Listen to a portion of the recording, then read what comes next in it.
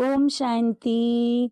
21 जुलाई 2025 के ईश्वरीय महावाक्य पहले सुनते हैं मुरली का मुख्य पॉइंट्स। बाबा ने कहा, देही अभिमानी बनो, आत्मा को शरीर से अलग अनुभव करो, यही सच्चा योग है। नेक्स्ट, क्रोध, लड़ाई झगड़ा, रूठना, शिकायतें, ये आत्मा को गंदा और नीचे ले जाने वाले हैं। नेक्स्ट पॉइंट बाबा का है, याद से ही पवित्र और शक्तिशाली बनते हो, याद में विघ्न डालने वाली माया से सावधान रहो। नेक्स्ट, स्वर्ग का राज्य पाना है, इसलिए सचेत रहो, देह अभिमान छोड़ ब्राह्मण कुल की मर्यादा निभाओ। नेक्स्ट, ऑनेस्ट बन, बाबा के आगे स्पष्ट रहो, बिना चतुराई मन की सच्चाई से पुरुषार्थ करो। और अब सुनते हैं महावाक्यों को विस्तार से। मुरली का सार, मीठे बच्चे, पुरुषार्थ कर दैवीय गुण अच्छी रीति धारण करने हैं, किसी को भी दुख नहीं देना है, तुम्हारी कोई भी आसुरी एक्टिविटी नहीं चाहिए। प्रश्न है, कौन से आसुरी गुण तुम्हारे श्रृंगार को बिगाड़ देते हैं? उत्तर, आपस में लड़ना झगड़ना, रूठना, सेंटर पर धमचक्र मचाना, दुख देना, यह आसुरी गुण है जो तुम्हारे श्रृंगार को बिगाड़ देते हैं। जो बच्चे बाप का बन करके भी इन आसुरी गुणों का त्याग नहीं करते हैं, उल्टे कर्म करते हैं, उन्हें बहुत घाटा पड़ जाता है। हिसाब ही हिसाब है, बाप के साथ धर्मराज भी है। गीत है, भोलेनाथ से निराला। ओम शांति। रूहानी बच्चे यह तो जान चुके हैं कि ऊंच से ऊंच भगवान है। मनुष्य गाते हैं और तुम देखते हो दिव्य दृष्टि से। तुम बुद्धि से भी जानते हो कि हमको वह पढ़ा रहे हैं। आत्मा ही पढ़ती है शरीर से, सब कुछ आत्मा ही करती है शरीर से। शरीर विनाशी है, जिसको आत्मा धारण कर पाठ बजाती है। आत्मा में ही सारे पाठ की नूद है। 84 जन्मों की भी आत्मा में ही नूद है।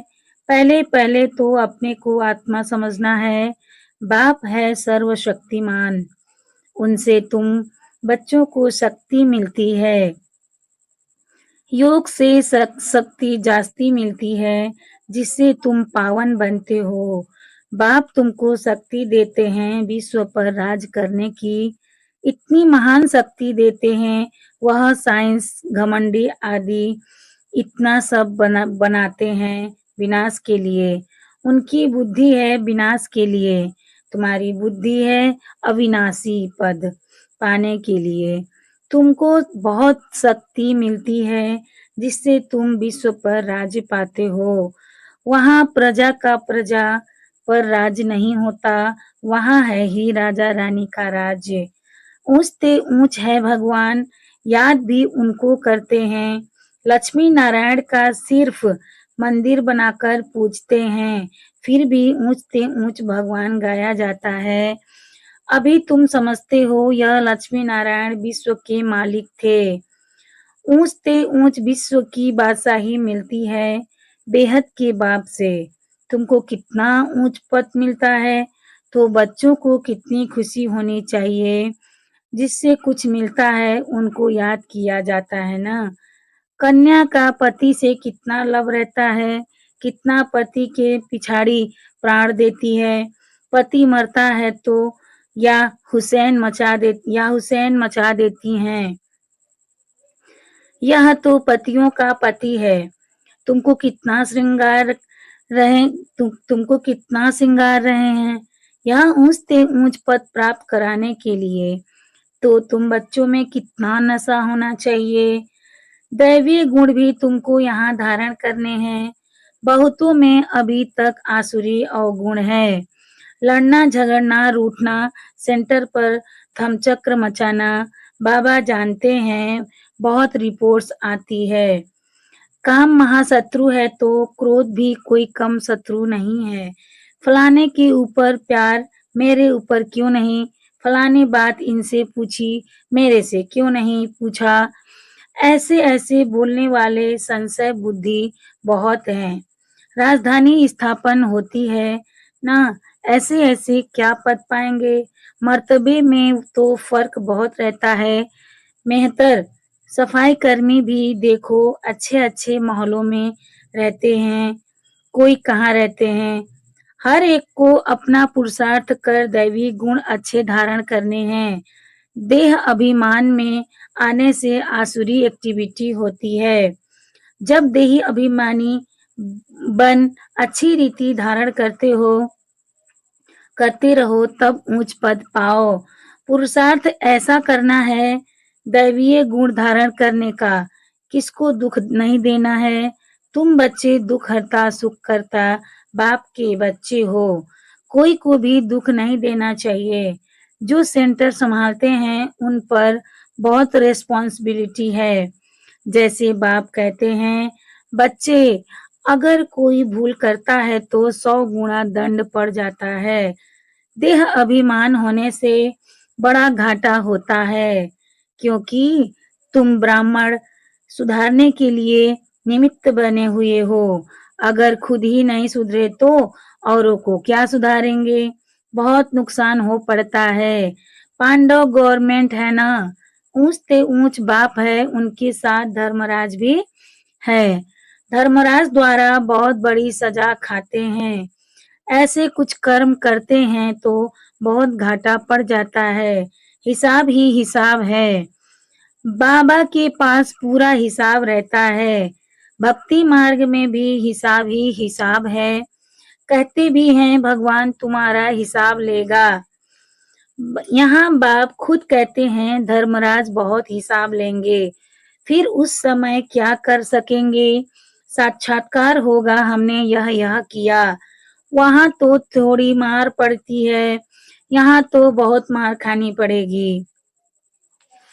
तुम बच्चों को सतयुग में गर्भ जेल में नहीं आना है, वहां तो गर्भ महल है, कोई पाप आदि करते नहीं। तो ऐसा राज्य भाग्य पाने के लिए बच्चों को बहुत खबरदार होना है। कई बच्चे ब्राह्मणी टीचर से भी तीखे हो जाते हैं, तकदीर ब्राह्मणी से भी ऊंची हो जाती है। यह भी बाप ने समझाया है।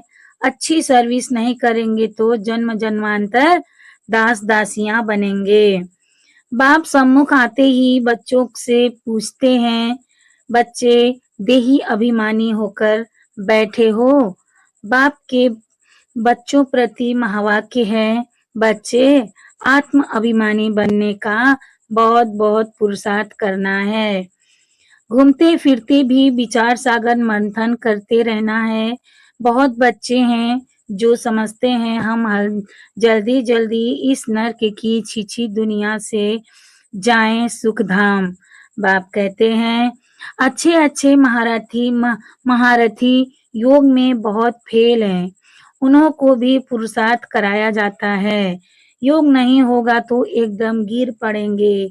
नॉलेज तो बहुत सहज है, हिस्ट्री ज्योग्राफी सारी बुद्धि में आ जाती है। बहुत अच्छी अच्छी बच्चियां हैं जो प्रदर्शनी समझाने में बड़ी तीखी हैं, परंतु योग है नहीं, दैवीय गुण भी नहीं है।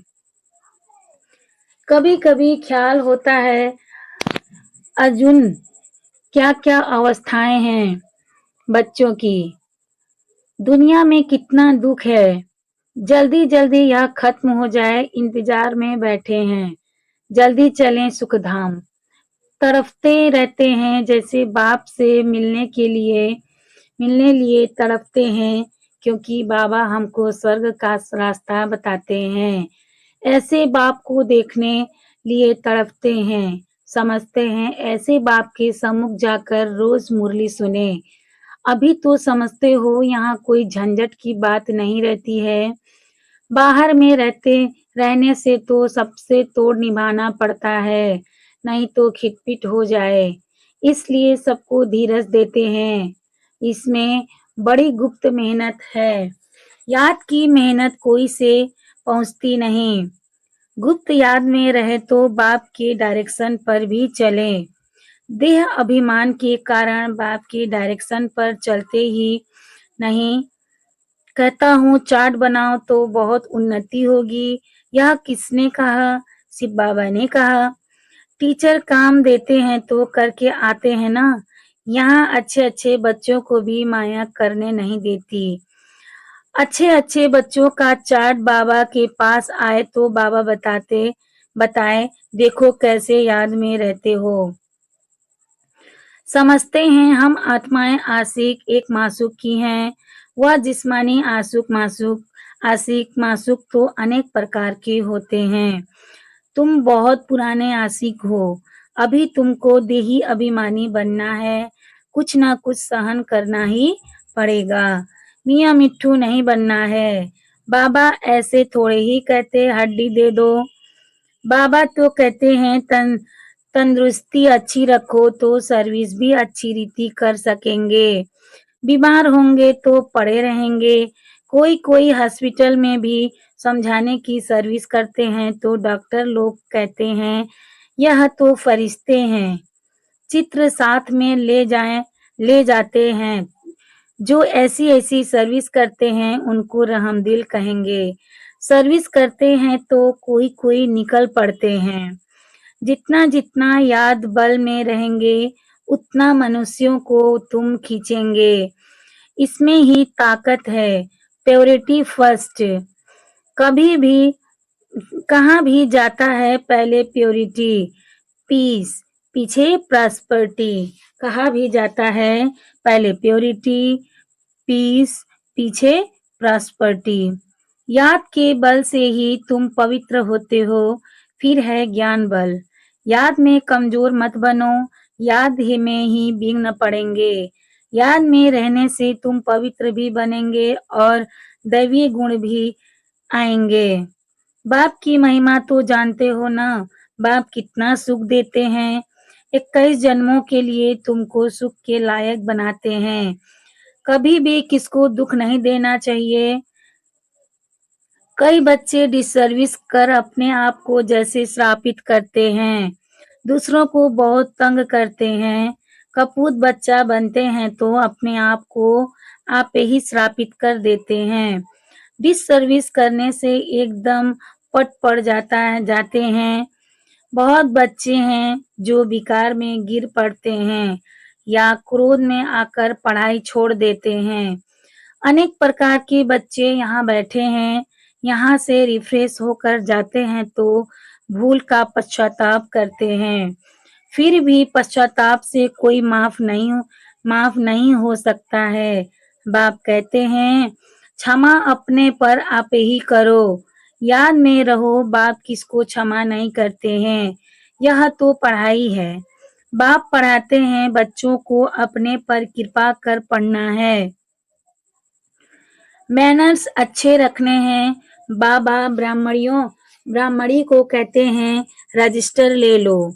एक एक का समाचार सुनकर समझानी दी जाती है तो समझते हैं ब्राह्मणी ने रिपोर्ट दी है और ही जास्ती डिसर्विस करने लग पड़ते हैं। बड़ी मेहनत लगती है। माया बड़ी दुश्मन है। बंदर से मंदिर बनने नहीं देती है।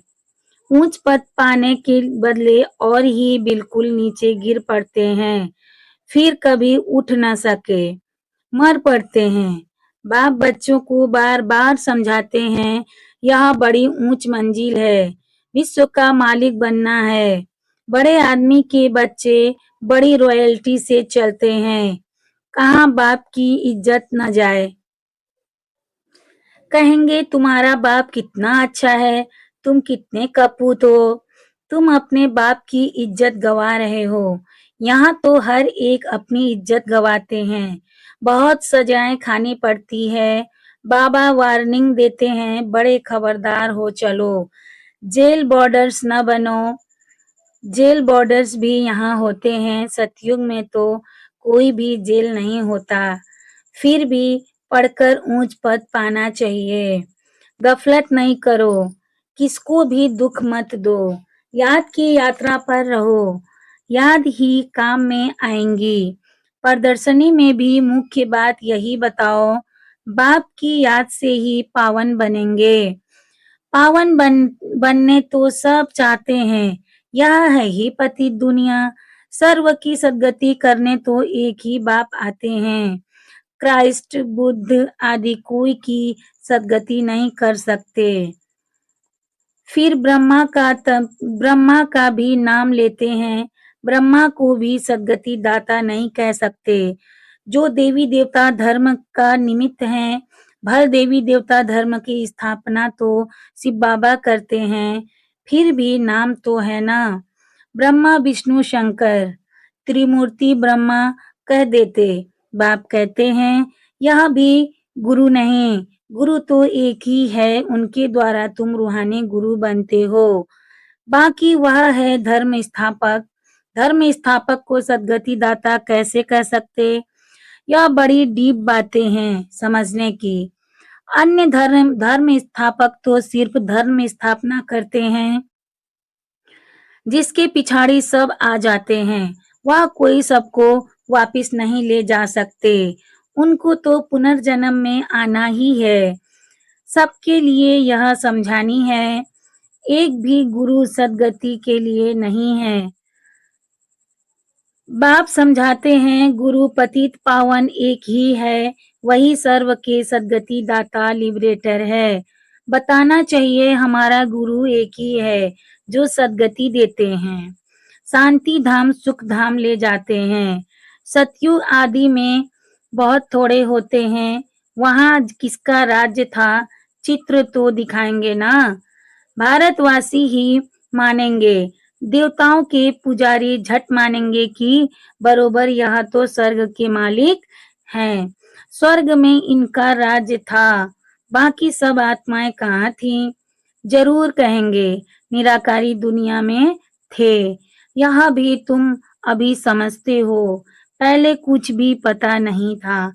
अभी तुम्हारी बुद्धि में चक्र फिरता रहता है। बरोबर 5000 वर्ष पहले भारत में इनका राज्य था। जब ज्ञान की प्रारब्ध पूरी होती है तो फिर भक्ति मार्ग शुरू होता है। फिर चाहिए पुरानी दुनिया से वैराग्य। बस अभी हम नई दुनिया में जाएंगे, पुरानी दुनिया से दिल उठ जाता है। वहाँ पति बच्चे आदि सब ऐसे मिलेंगे। बेहद का बाप तो हमको विश्व का मालिक बनाते हैं। जो विश्व का मालिक बनने वाले बच्चे हैं, उनके ख्यालात बहुत ऊंचे और चलन बड़ी रॉयल होगी। भोजन भी बहुत कम, जास्ती हबच नहीं होनी चाहिए। याद में रहने वाले का भोजन भी बहुत सूक्ष्म होगा।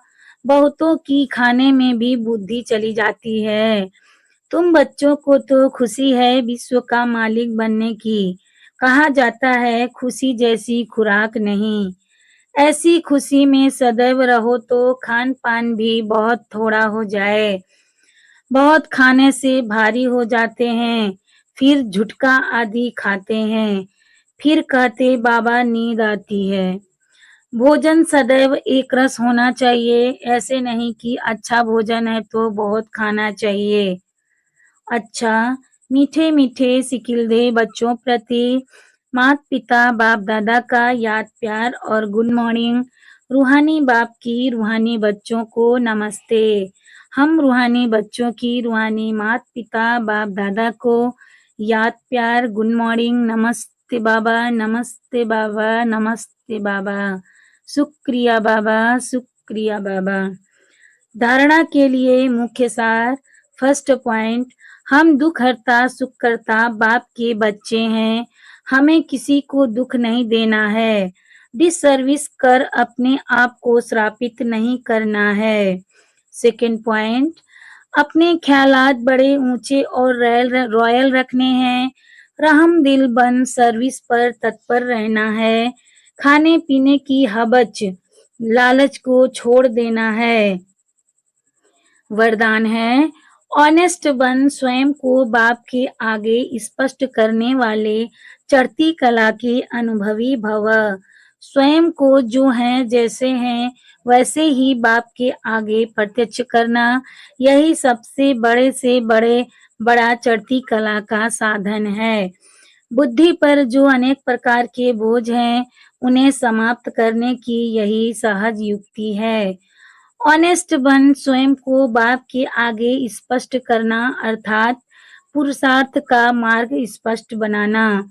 कभी भी चतुराई से मनमत और परमत के प्लान बनाकर बाप व निमित्त बनी हुई आत्माओं के आगे कोई बात रखते हो तो यह ऑनेस्टी नहीं। ऑनेस्टी अर्थात जैसे बाप जो है जैसा है बच्चों के आगे प्रत्यक्ष है, वैसे बच्चे बाप के आगे प्रत्यक्ष हों। स्लोगन: सच्चा तपस्वी वह है जो सदा सर्वस्व त्यागी की पोजीशन में रहता है। अब व्यक्ति सारे संकल्पों की शक्ति जमा कर श्रेष्ठ सेवा के निमित्त बनो। वर्तमान भविष्य का दर्पण है। वर्तमान की स्टेज अर्थात दर्पण द्वारा अपना भविष्य स्पष्ट देख सकते हो। भविष्य राज्य अधिकारी बनने के लिए चेक करो कि वर्तमान मेरे में रूलिंग पावर कहाँ तक है। पहले सूक्ष्म शक्तियाँ जो विशेष कार्य करता है, संकल्प शक्ति के ऊपर, बुद्धि के ऊपर पूरा अधिकार हो, तब अपना भविष्य उज्जवल बना सकेंगे। अच्छा, ओम शांति।